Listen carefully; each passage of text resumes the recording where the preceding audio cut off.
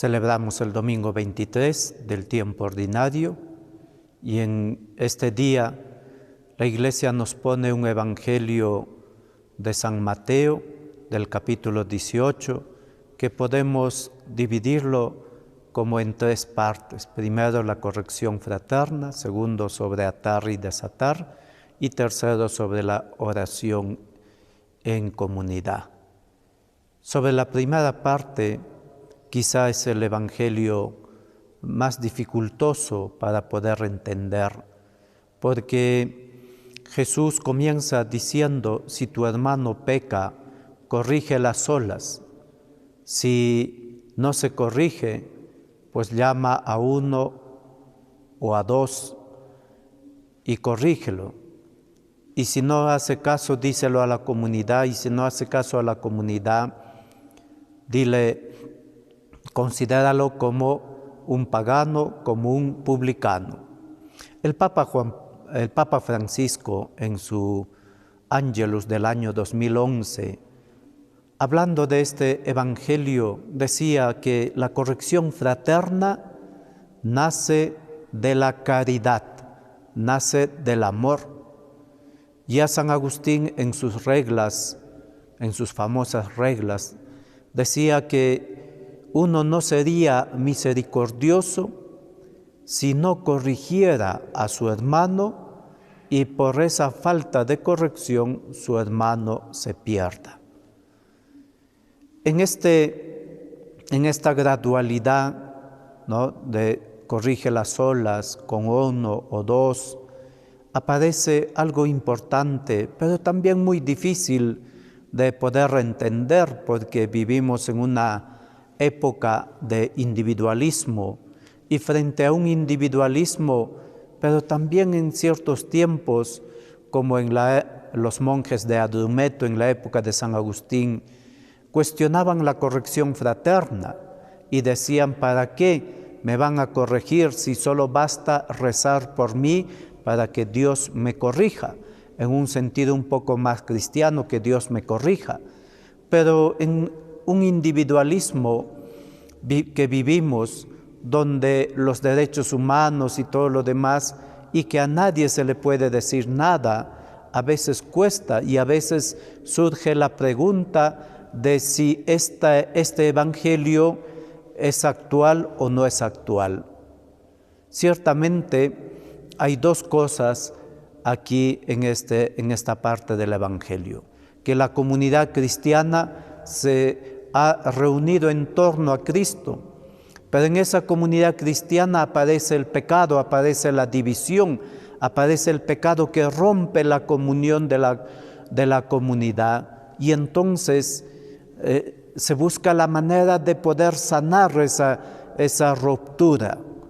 Y entonces Mateo nos dice que para poder sanar esa ruptura no hay que acudir a otras instancias, sobre todo a una instancia fuera de la iglesia, una instancia pagana, como ya San Pablo decía, que uno no apela pues a los tribunales de los paganos para resolver cuestiones cristianas, porque los paganos no pueden juzgar cuestiones cristianas.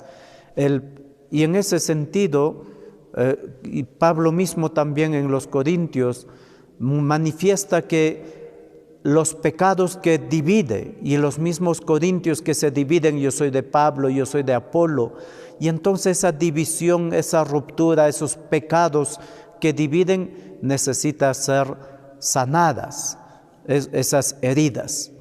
Entonces, pues surge la comunidad que es capaz de, en nombre de Jesucristo y con la ayuda de Jesucristo, de poder sanar esa herida. Y aquí aparece la corrección fraterna, muy difícil de poder ofrecer el perdón y de recibir el perdón.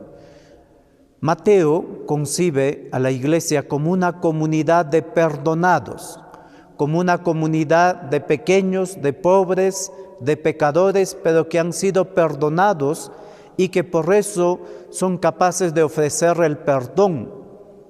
Este es el tema, ¿no? Nos cuesta mucho a recibir el perdón, este perdón gratuito, aún más nos cuesta perdonar, ser perdonados y perdonar. Al final dice Mateo que cuando uno no escuche, no desee, rechace libremente el perdón, rechace libremente dar el perdón, recibir y dar el perdón, sea considerado como un pagano. San Agustín dice que un pagano, un gentil, es aquel que está muerto para Dios, aunque se santigue, aunque se arrodille, aunque vaya a la iglesia, pero si libremente rechaza dar el perdón, rechaza recibir el perdón, está muerto, está muerto. Entonces, no es que la iglesia lo haya excluido, sino él mismo, al rechazar el perdón, al rechazar el dar el perdón, al rechazar entrar en la comunión de la iglesia, se autoexcluye. Lo mismo dice San Agustín, lo mismo dice el Papa Benedicto, pues esta libre autoexclusión de uno mismo trae la muerte, porque el Señor nos invita a la vida. En segundo lugar está atar y desatar, ¿no? Todo lo que aten. Y ahora lo dice Jesús a todos los apóstoles, porque es a los apóstoles quien está hablando, no a la muchedumbre, no a los fariseos, sino a los apóstoles. En Mateo 16, Jesús le dijo a Pedro, en esa su confesión de fe, lo que ates en la tierra será atado en el cielo, y lo que desates en la tierra será desatado en el cielo. Ahora extiende esta misión de atar y desatar a todos los apóstoles. Y en tercer lugar, habla de la oración en comunidad. Si en la tierra 2 o 3, ¿no?, concuerdan, ¿no?, para pedir algo en mi nombre, yo se los daré, dice Jesucristo. ¿No? Donde 2 o 3 estén reunidos en mi nombre, allí estoy yo en medio de ellos. Jesucristo siempre manifiesta su presencia. No teman, soy yo estoy en medio de ellos. Mateo termina el Evangelio anunciando, ¿no?, que Jesús estará con nosotros. Sepan que yo estaré con ustedes todos los días hasta el fin del mundo. Esa presencia constante de Jesús en la iglesia, esa presencia constante de Jesús en la vida de los cristianos, también se hace presente en la oración en comunidad. Es ciertamente que es importante la oración personal, que es indispensable, irrenunciable, pero también es muy importante la oración en comunidad. Dice Orígenes que la oración en comunidad es como una sinfonía, ¿no?, como una sinfonía de la oración, ¿no? Qué alegría convivir los hermanos unidos, a rezar los hermanos unidos, como una comunidad, como una iglesia. Y eso es lo que hacemos los domingos en la Santa Misa.